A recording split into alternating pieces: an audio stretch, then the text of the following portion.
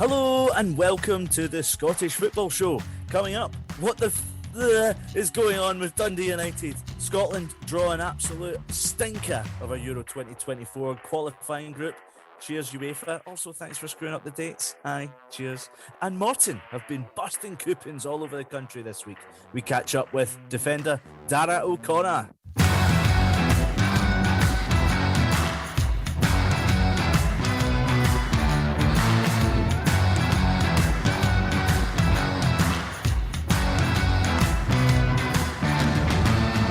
Yes, hello, I am your host, Andrew Slaven, and joining me, as always, we have West Ham United senior producer Laura Brannan. Hello. Hello, how are you doing? And Finn, I promise, I'll shake it up next time. You can be first, but you are an editor and you are a filmmaker. Say hello, Finn. Hello. Right, so another absolute mad weekend in Scottish football. It happens every week, what can we say? But there's plenty of funnies this week as well. So, Laura, can you pick one of the main ones out for us? I think you can look absolutely no further than pre-match between Livingston and Ross County on Saturday. Oh, God, yeah. So I don't know what the cause of this was, but the goalposts were too low at one end. And, you know, in typical Scottish football fashion, you've not just got a bunch of groundsmen out trying to level up the crossbar. You've got the Livingston manager, Davy Martindale, out with a plank of wood trying to prop up the crossbar and make it legal to play the game. Don't you just love Scottish football? This is beautiful. The question I've got is, has he not got anything better to do? Like, surely. That's your question? I was wanting to know, is the plank of wood just going to stay there during the game to hold up the bar and keep it a legal height? Is that why Ross County were struggling to score? I mean, fair play to him. Davy Martindale obviously likes to get involved in everything around that club, but yeah, that was funny seeing him on his ladders. Very good. Finn, anything stand out for you? Well, actually, one of the funniest things I've seen wasn't to do with Scottish football, but it was in the A-League. There was a moment this weekend where the commentary on the television, I think the guy just forgot where he was and ends up swearing because of how good the save is that one of the goalkeeper makes live on his broadcast. I've seen this. It's so good. Absolutely amazing. Giving it away, McLaren. Coutinho turns inside, denied by Jamie Young. Lecky again, and now McLaren. What a save by Jamie Young. It feels like a bit like, you know, one of those bits of Alan Partridge commentary from back in the day. Oh, yeah. It's just completely out of place. It's so funny. So nothing Scottish related. Thanks a lot, Finn. Welcome to the Scottish Football Show. To be fair, away from like funny stuff, there was like quite a fair whack of news kicking around as well. The one that sticks out is Jim Goodwin's 8-game ban for calling out Ryan Porteous for cheating. I mean, the one thing that frustrates me is, you know, the one thing you should rely on from managers is for them to just speak their mind and to get across their emotion and their feeling towards the games. And, you know, free speech, man. Like, he's not calling the game into disrepute. He's just got a point to make about Ryan Porteous. He doesn't feel like he's genuine on the field. I think most players aren't genuine on the field.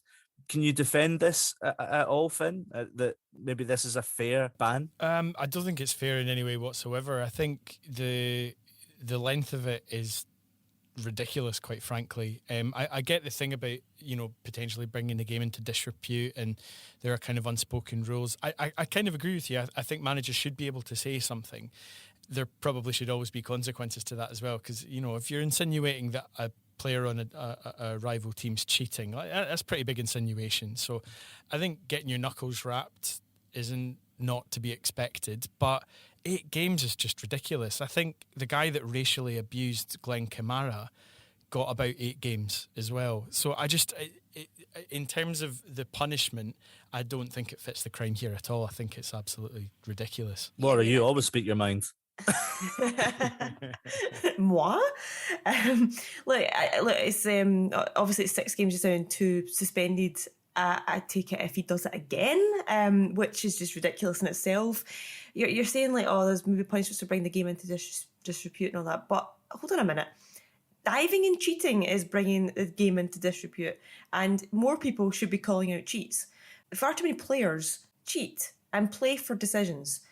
And the more players that get called out, the better, because this doesn't belong in Scottish football. You see this abroad and you see it in international games, and you just think, hold on, Scottish football's got this nice pure honesty about it. We're raw, we're honest, we're a lot of things, but we shouldn't be cheating. And a fair play to Jim Goodwin for calling it out. Whether or not you think you agree with him or not, that's irrelevant. He's calling out a decision, and we want our managers or our football bodies to be honest and have opinions. We can't have a sanitised league where you've got refs that are scared to talk to anyone and won't explain their decisions to anyone, managers who can't speak their minds. It's bad enough they can't call out decisions that refs are making in terms of penalties and such. Like, come on, call out cheats. Cheats are bad, call them out. I mean, I don't have the transcript in front of me, but I have read and I have listened to what he did say, and there really isn't anything of note that feels like either offensive or accusatory. There's a little lean towards cheating, but he doesn't call him a cheat. They're going to appeal it as well. I think they're going to use the argument that Robbie Neilson went unpunished for similar comments last season. But what about him pointing the finger? What about it? Is this whataboutery all over again?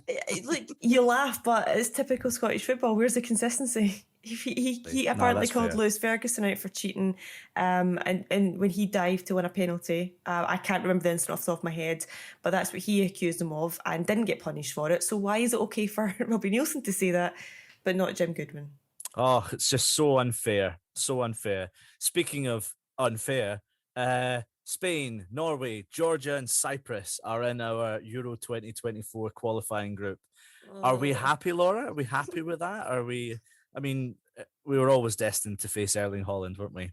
Oh, the absolute walking, talking cheat code. I know. I thought we'd got away with it in the Euro 2020 qualifying semi-final final round when they got knocked out of the semi-finals. I was like, great, right, we've got a chance here because he's not going to be playing us.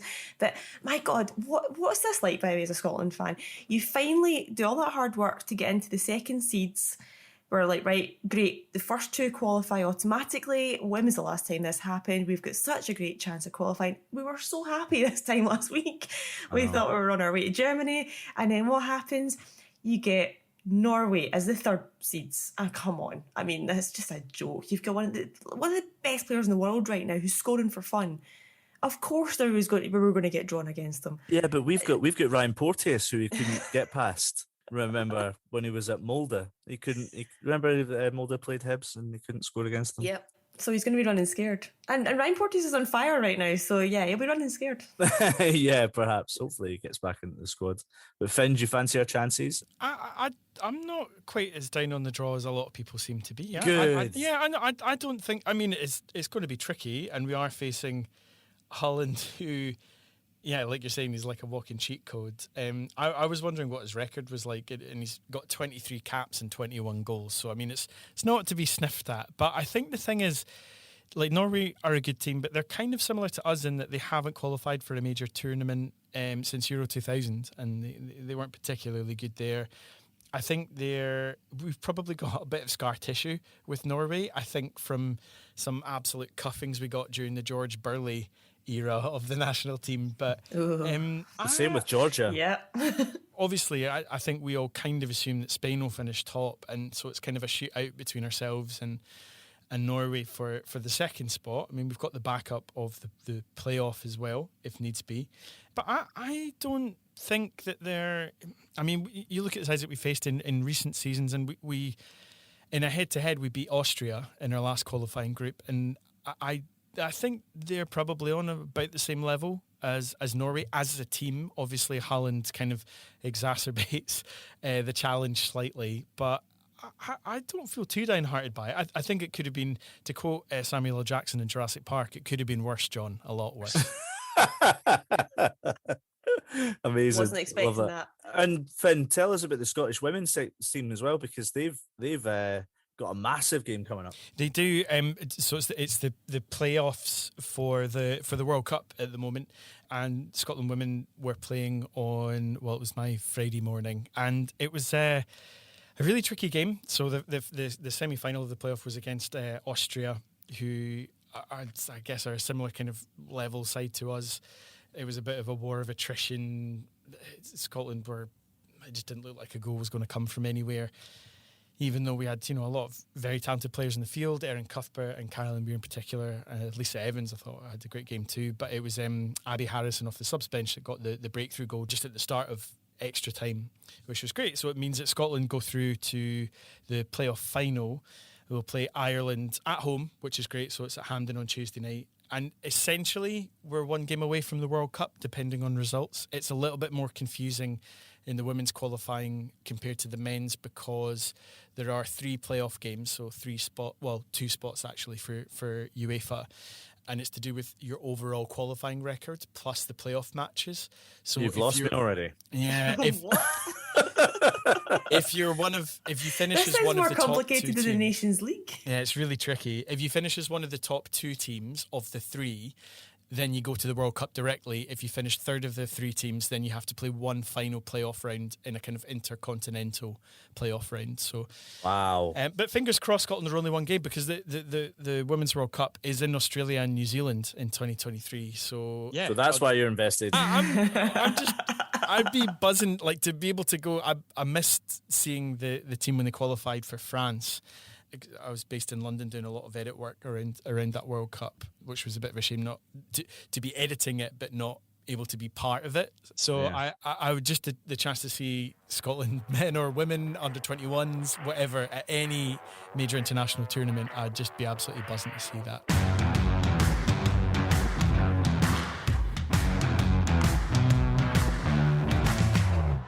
And now Bernabei, and it's been forced in by Giakoumakis, and they do have the last word and the last laugh.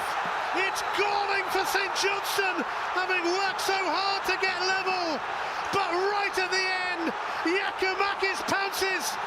Right then, let's round up this absolute mad weekend in Scottish football. There were 17 goals across the Premiership, and I suppose we will start with the final minutes between St Johnstone and Celtic almost mirrored the scenes that Celtic fans were involved in against Leipzig when there was a goal disallowed and you had Celtic fans celebrating as if they had scored, and then Joe Hart throws the ball away and Leipzig go on to end up winning 3-1.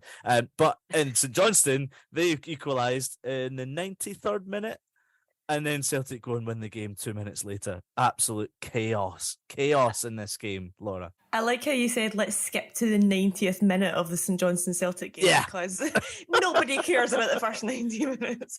Nope. I was properly hammering Sky for about 90 minutes, saying, why on earth have they chose this game? This is a terrible game. We've got Dundee United playing Aberdeen this weekend. Come on. Who wants to watch St Johnstone against Celtic? Especially when you've got Dundee United against Aberdeen. It was never going to be a classic on the cards. But let's skip straight to 90 minutes. When St Johnstone equalising, it was coming. They were knocking on their door coming to the end of this game. They did deserve it. I do feel sorry for them because I think they'll be absolutely kicking themselves for throwing it away. You cannot switch off against Celtic. You definitely cannot switch off at the end of stoppage time, because historically Celtic are just so good at hanging on to the very last kick of the ball and pulling out a result. You cannot breathe. And St Johnstone unfortunately did that, and they were punished for it. But you can also say, Laura, that over the whole 90 minutes, Celtic deserved to win the game, to be fair, because they were by far the better team, and that was just obvious. Of course they did. And actually, I'm a wee bit surprised because of how many changes they made before the game. I was kind of thinking, okay, if there's going to be a slip-up here, it could potentially be in this game. There were quite a lot of changes made. Callum McGregor as well was out injured, obviously. On that note, I think it's actually good news for Celtic. They were worried that he was going to have to go for surgery, could be out, talk of even up to the rest of the season. It looks like the scan results have came back actually okay, won't require surgery, and it looks like he's going to be back around Christmas time now. So they're giving. Where did you hear that? Big Ange said it after the game. I think in his post-match quotes that they were happy with the results, and he'd be back after the World Cup. Well, it's interesting, this idea that after a big European week, Ange Postecoglou makes a series of changes which didn't work against St Mirren, Finn, when there was the first defeat they'd had in almost a year.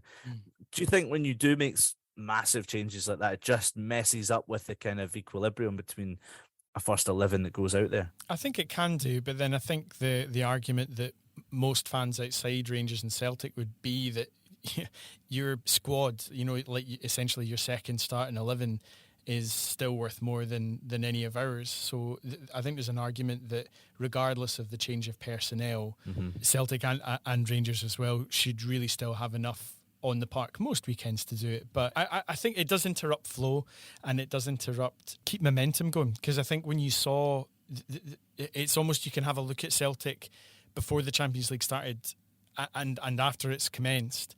And it is difficult playing at that level of game midweek and then coming back to things at the weekend. But, Celtic were free-flowing, free-scoring, racking up 9 away at Tannadice and things like that. But that's when the league was their sole focus, and there weren't injuries, and they didn't have to swap squads around because they were really only playing 1 game a week. So that's the test of playing at this level of football. Like, if you want to be successful, if you want to be competing in Europe and in lots of different competitions, you need to be able to find a way to keep that consistency going the whole time. But like you're saying, just going back to that point about the last minute winner, like it is something that Celtic are incredibly good at. Like they did it a lot last season, and they've done it again this season. They just don't give up right until the final whistle.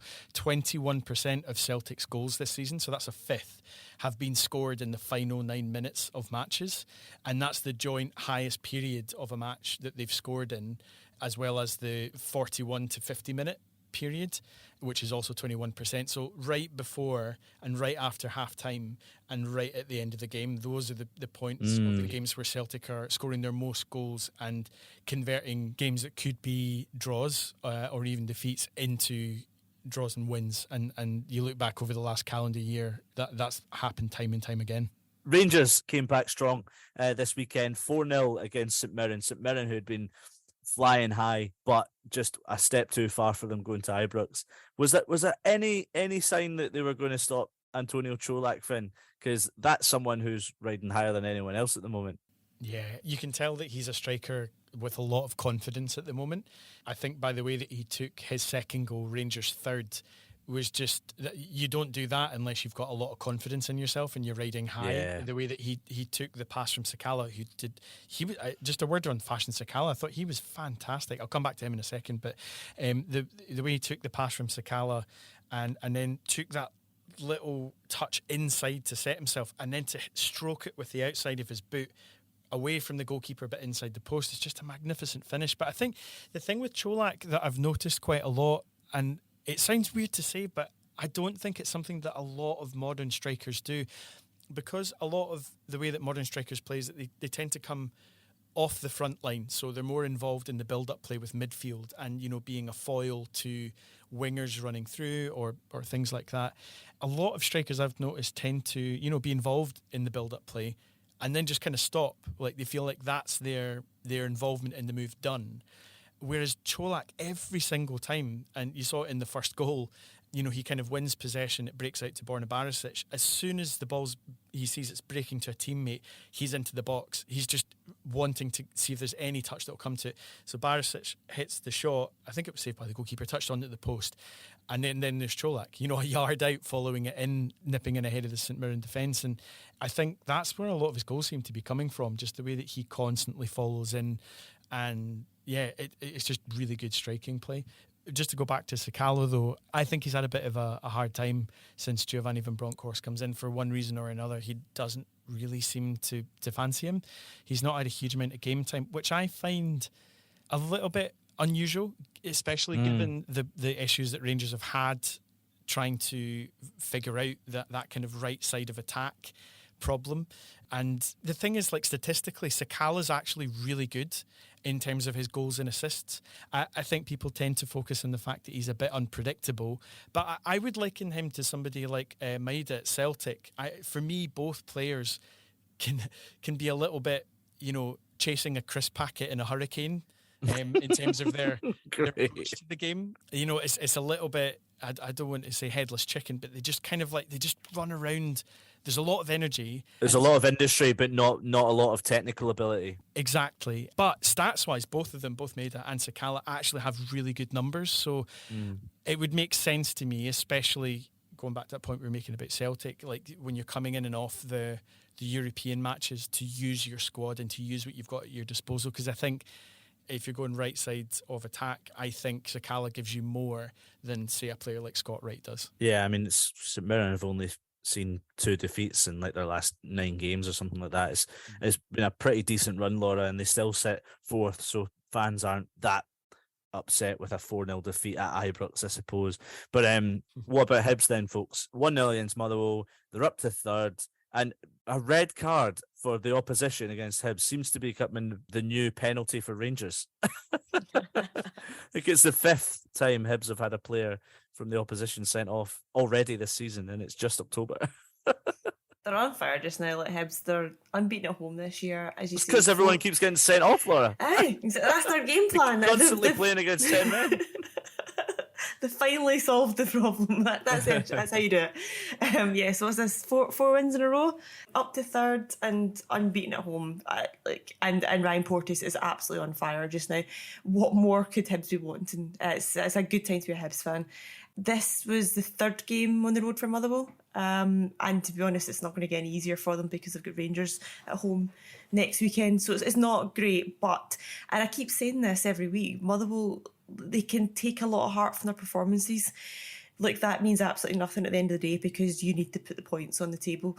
But I think everyone is going to be a lot more heartened by watching the positive performances compared to what they had before. Mm-hmm. It's just trying to strike that balance. Before it was bad performances but pulling off results, and now it's really good performances and just not getting the points to show for it. And it's just, that's what Stephen Hamill needs to work on now, is getting the points even when they don't deserve it, and getting the points definitely when they do and convert their chances. But yeah, as you say, look, this the Connor Shields red card, it did change things. It came at a crucial time. There's no arguments. It was a red card. He denied a goal scoring opportunity. It was a reckless challenge. It was silly. You could argue that Motherwell should have had a penalty for foul on Ross Tierney. I don't know. I could see these ones being given. You can't hang the game. You can't hang the result on not getting that one penalty though. My question is though, I mean, I know there was a few things that Hamill said that didn't go Motherwell's way regarding the officiating. But for me, Motherwell seemed to be kind of giving me this impression that they might be... Remember when Hearts under Daniel Stendhal, they just had a squad totally capable to be in the Premiership, but they just could not get the wins. And they could play well, and they could maybe score a goal here and there, and it looked like they were going to win the game, then they never won the game. Could Motherwell be going down that route? Should they be concerned about the season? I would have been more concerned had they not thrashed Ross County 5-0 during the week. And I feel like that was just... They needed that so badly, because that's the thing. I said it last week, they had about 50 chances over the course of 3 games, which is just ridiculous. A team like Motherwell don't often create that many chances, never mind don't score from them. So to then take their chances in Dingwall, that was huge, but they have to learn from that. They have to carry that on. It's no use saying, no, yeah, they did it once over the course of a month. That has to be consistent. And that's where they have to find consistency. They have to find the back of the net first, and then they have to find consistency. But everything else seems to be working. It's just those are the 2 key parts, which unfortunately is what you need to win football games. Yeah, I suppose maybe the 5-0 thrashing and then having to go to an in-form Hibs team. It's just never easy at this level, is it? Just never easy. Livingston will be livid losing 1-0 to Ross County because they were utterly dominant throughout the whole game. And then it's a total gift from an ex-Ross County player, Sean Kelly, for Ross County to get their winner. But, I mean, the amount of chances Livingston had, clear-cut chances too, must be fuming. Yeah, the amount of chances that they had was ridiculous. I think the one that summed up their whole afternoon was Ayo Obalai's chance in the second half. Yeah. From a corner, he's basically kind of got an open goal from about 2 yards out, but he just can't get the ball away from under his feet. I think with this game, though, like you weren't going into it thinking it was going to be a goal fest. No. Because Livy had only scored 7 goals all season ahead of this game. The only side with a record worse than that was Ross County, who only had 4 before the weekend in the league. So, yeah, a lot of Livy games seem to be decided by them not taking chances and then conceding, silly goals on the break or whatever. I think the Hibs game comes to mind from a couple of weeks ago, which was a game that could have gone either way, and Livy had really good chances. They just didn't take them, and Hibs ended up taking all 3 points. So, but Livy are just kind of one of these sides, like because it's so fine, the margins between points for them or not points. I think they'll probably be fine, because I think over the course of the season there will be games where they do take their chances and they get the points. They've got a decent-ish home record, but this was just an example of one of those games where they dominated and just couldn't turn it into anything. Yeah, it highlights how massive it really was for Ross County. Only their second win of the season, but absolutely massive win for them. A scoreline that none of us saw coming at all. Dundee United 4, Aberdeen 0. I mean, where did this come from? Bloody hell. What a Saturday night for Dundee United fans.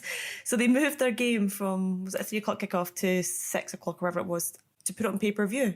Great move, considering they also had 4,000 Aberdeen fans travelling down for it. Not the best trip for them to choose. But look, Dundee United went into this one absolutely rooted to the bottom of the table. No wins in 8. They've obviously had the managerial problems this season. And then just boom, out of nowhere. They've absolutely destroyed Aberdeen 4-0. It seems that the heart was in the team for a change. I didn't personally see this game. I was listening to it live on the radio, and I've been reading fans' reaction to it since, and a lot have been picking out Craig Sibbald as a star player here. He's not featured much this season. They're calling for him to get more games, and no wonder, because he's just kind of made this click for them. And I think as a result, he's made Tony Watt click as well, because he's given him a chance to roam a bit more, which is what Tony Watt needs. Another thing about Tony Watt's goal, by the way, what an absolute beautiful goal this is. You need to check this out. Fantastic. Look, I know he's come in for criticism because he's not scored much since joining the club, but 2-2 now for him, and what a strike this is. Tony's the sort of player who needs to feel loved at a club, and that gives him confidence. And I think maybe the results and the kind of the, I don't know, I'm second guessing here, but the mood around the camp maybe just, if it's a bit low just now, and it's affected his games. See, the better they do, the better he'll do. And that was just evident, because he was enjoying himself on Saturday night. Is this just a freak result though, Finn? Because, I mean, yeah, they can come out and batter Aberdeen, saying maybe it's clicked or whatever. Like, it just feels like it was just a freak day. I think there's an element of that, definitely. I think the scoreline's quite shocking for both sides, in a good way for Dundee United and in a really bad way for Aberdeen. But I think it's more, it's not just the goals, it's not just the scoreline, it was the attitude that I think I saw something different from Dundee United. I think at times this season, especially after the massacre in the Netherlands, their confidence was just shot. But they didn't seem to have any shape defensively. They were lackadaisical in the way that they were trying to put teams under pressure and all that kind of thing. It seemed completely the opposite. There was one passage of play, I think maybe when it's still 2-0 to Dundee United, that Aberdeen are on the attack, and the Dundee United players are putting their bodies on the line literally to just, throwing themselves in front of shots and going into tackles, good strong ones, like nothing silly, but in the box, and that was something that I was like, I haven't seen this in a number of weeks from Dundee United. So it's something for them to use as a foundation now. Obviously, the onus is on them to make sure it's not a freak result. This gives them a bit of a basis. And we've seen it points this season. Beating AZ Alkmaar at Tannadice is no mean feat. So they've got the ability, they've got the squad to get these kind of results.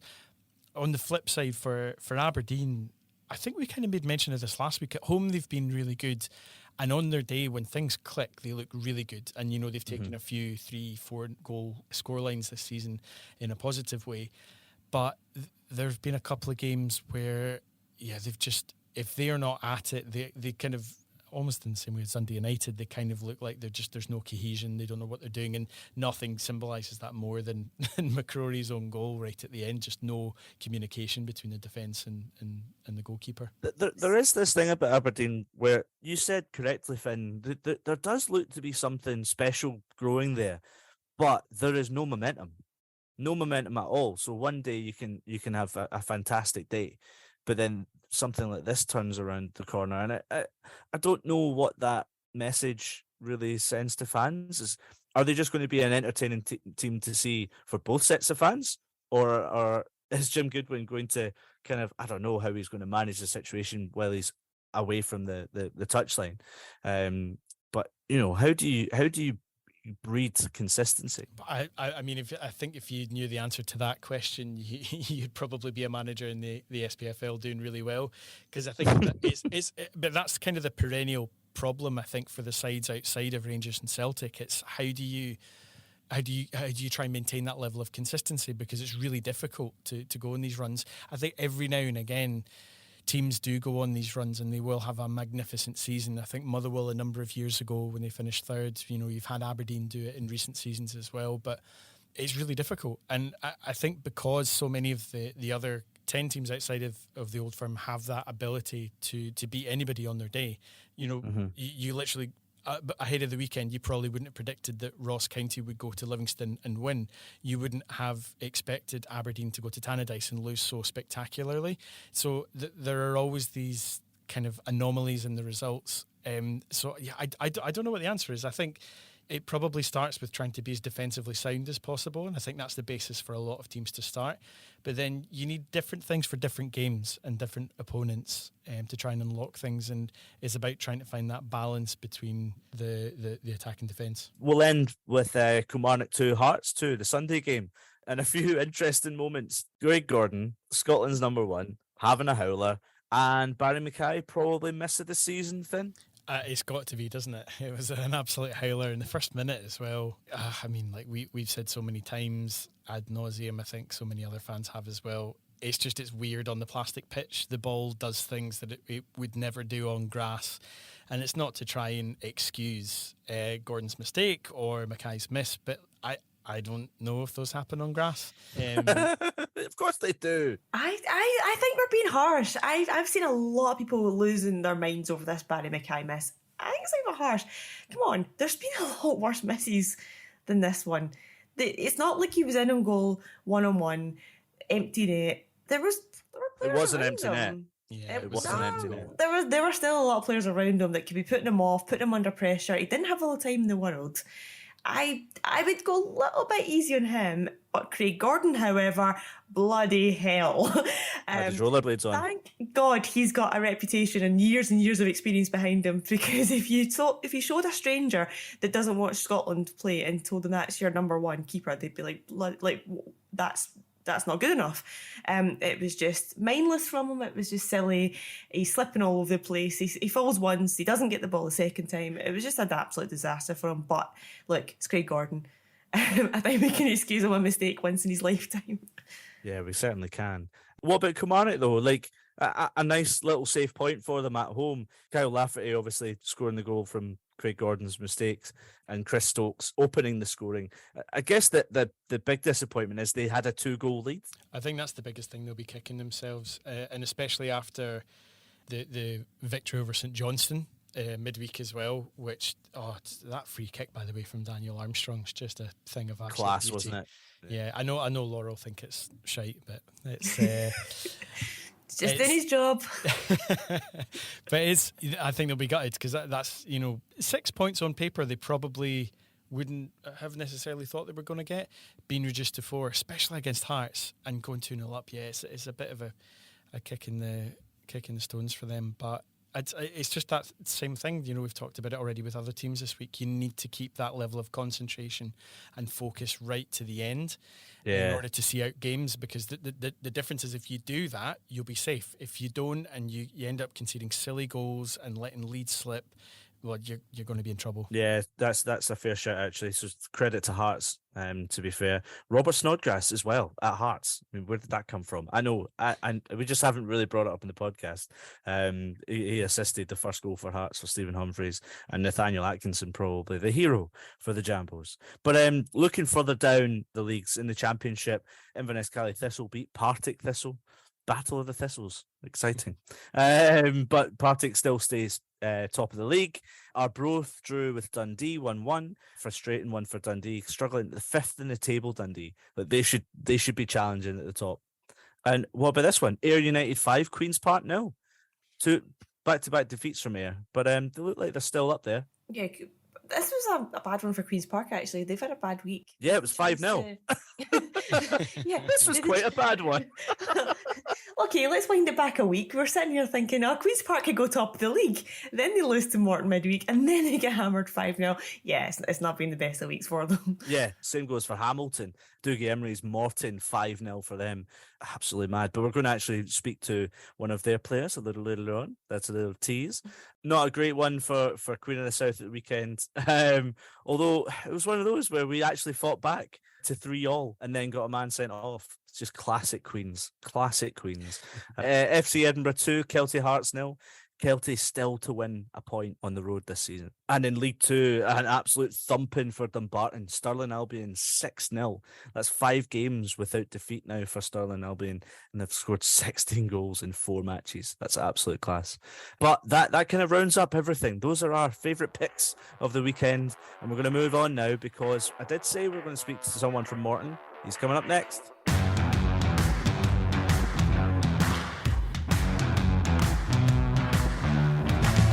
Can't be having that, mate. You better get your finger out alright and make sure that you get the results. It's safe to say Greenock Morton have screwed over a few coupons this week. Not only did they deny Queen's Park the chance to go top of the Championship midweek with a 2-1 win, they absolutely humped Hamilton 5-0 on Saturday. The results have helped them get back on track after a shaky start to the season.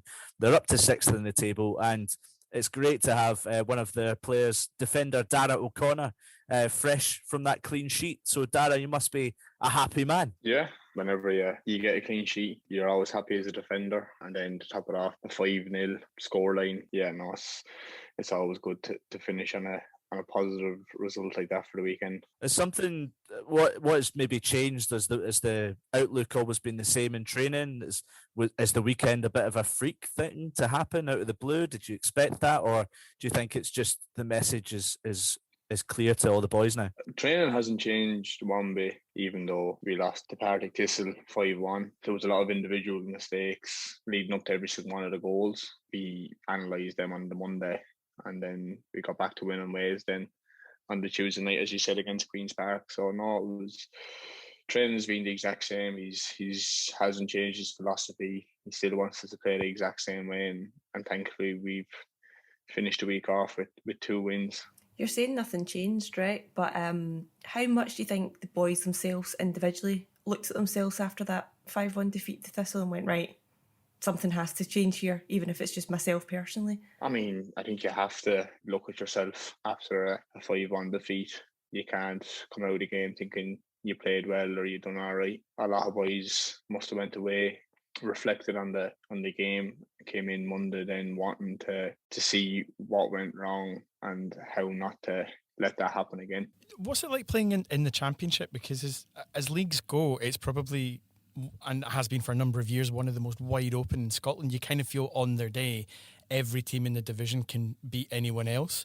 So does that kind of play into the chaos of trying to prepare for games or anything like that? Yeah, exactly. For 6 months there at the end of last season, I was a Queen of the South, and I mean the results we picked up didn't merit the performances we put in. We dominated Broad, who were top of the league. Yeah. I mean, as you said, it's such a tight league.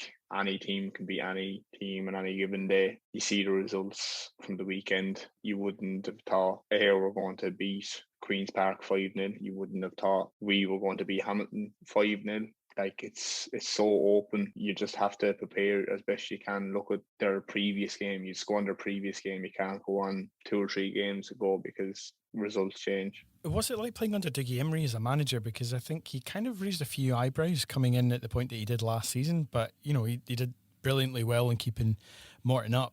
After a bit of a tricky start to the season, you guys are starting to get a bit of form together as well. But what's he like as a manager to play under?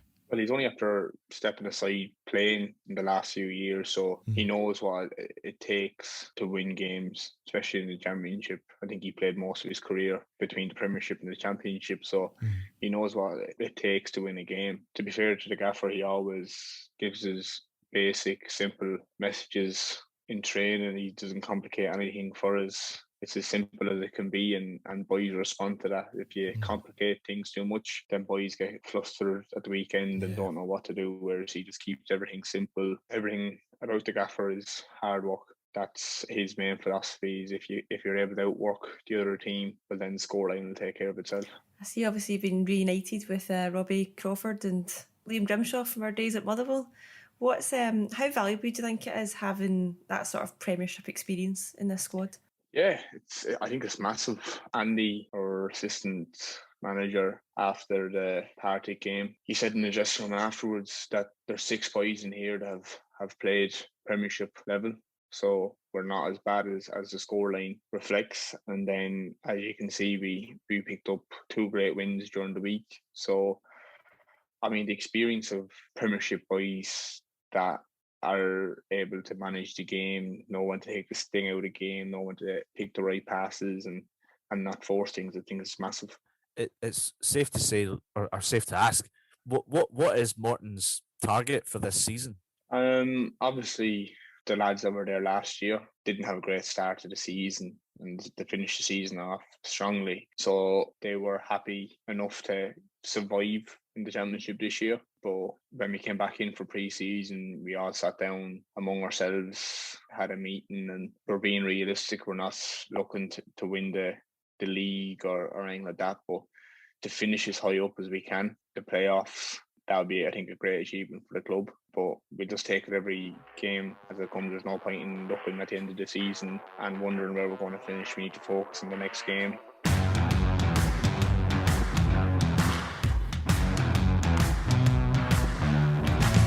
Regrets? No, it's good laugh on it. So I didn't find it funny. Right, guys, another massive week in Europe for Scottish football, but it hasn't been all plain sailing. Celtic up against Leipzig on Tuesday, which I'll be there. Looking forward to that. I fly up on Monday.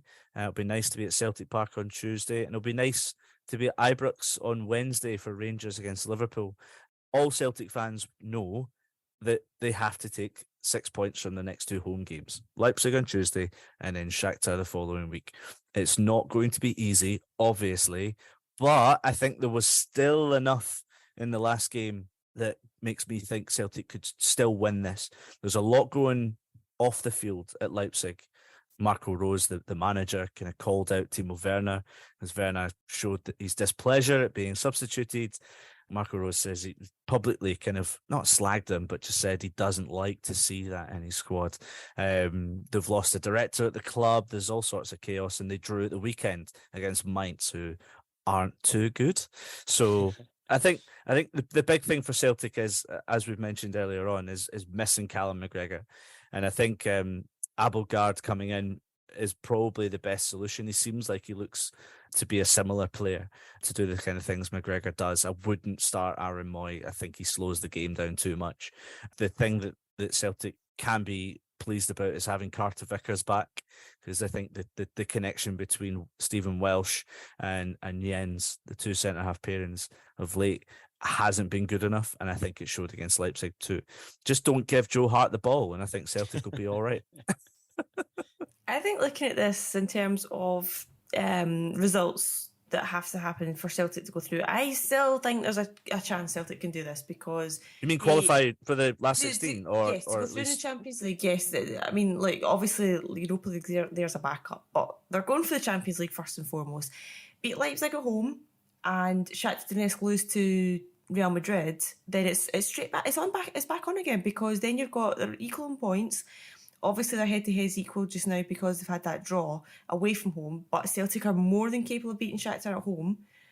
So I think the Celtic's group's very much open. It's Rangers' group that's the problem right now, because moving on to them, if Liverpool win on Tuesday, then Rangers can't progress in the Champions League. That is it. That is it over Wednesday. For them. Sorry, on Wednesday, yeah. So that is it mathematically over for them in that game.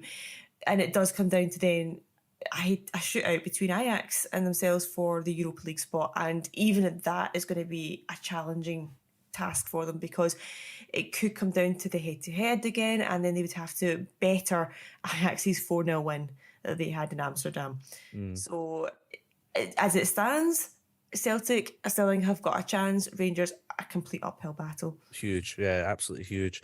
Fiorentina against Hearts. Hearts obviously didn't cover themselves in glory at Tynecastle. Finn, do you have any hope for them at all?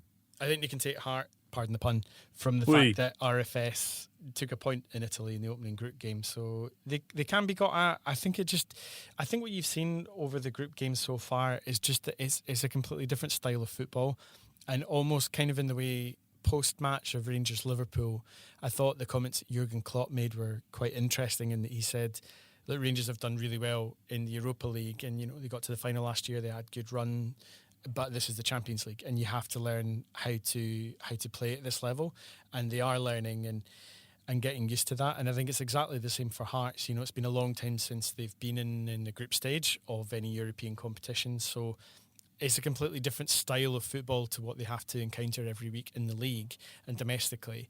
It's not always pretty and it's not always fun, but all of this stuff is a learning curve. And I just think that if you can be looking to learn things, even as your group progresses, if you learn how to do the defensive tasks that you need to do in European football, if you learn how to cope with the way that the opposition can sometimes, be great exponents of the dark arts and kind of like not hoodwinking the referee, but knowing how to play to the laws of the game in that side, which I think Hearts fell foul of during the week. If that starts to happen, then I think that's the good thing. But it's, in terms of the three teams, Hearts still actually are the best place to make it out their group because they've got 3 points, but it'll be tough going to Italy.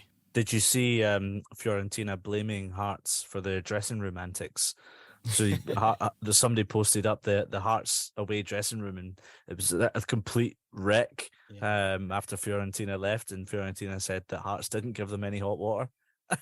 Wow. One of my favourite things about the video going around the away dressing room was one of the comments below said, "You just know that Andy Halliday's going to do a jobby in their kettle." Come on, it's a wee bit harsh. It's quite a common tactic for teams to switch off the hot water when a team come visit. Did you ever do that in Motherwell, Laura? I can't actually. Well, I didn't personally switch the taps off, but it's quite a common tactic. I don't make think it uncomfortable. Really... I think that's fine, right? Yeah, I mean, to be fair, Hearts dressing rooms are quite a comfortable environment to go to, because it's been renovated in such a nice way that. Yeah, you do want to kind of rough up your opposition a bit and go, well, yeah, okay, it looks nice and it's comfy and you get your nice padded seats at your allocated slot, but as soon as you go for a shower, don't expect your 5-star comforts. I think that's absolutely fair, and I kind of like these like underhanded, dirty tactics before they're even on the pitch. I don't think that's any excuse for not tidying up your rubbish at the end of a game. Brilliant. Okay, well, that's it for us. We'll be back next Tuesday, but thank you to Laura, thank you to Finn. It was great to speak to Morton's Darragh O'Connor as well. Good luck to Morton this week. That's us for now. We'll see you next Tuesday.